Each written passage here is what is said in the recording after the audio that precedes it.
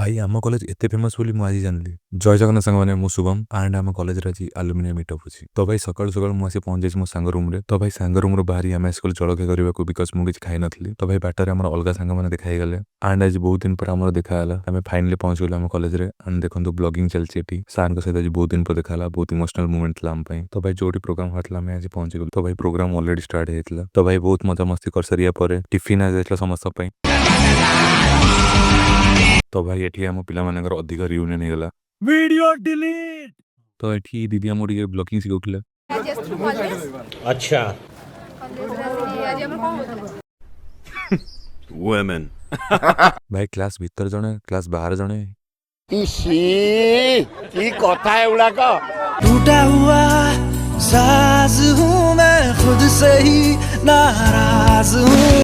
तो भाई बहुत सांगतिक जोड़ा है माओ मानस भीतर। तो भाई आगु कौन है पार्ट 2 वीडियो आसीबो सेति में फॉलो कर दियंतु।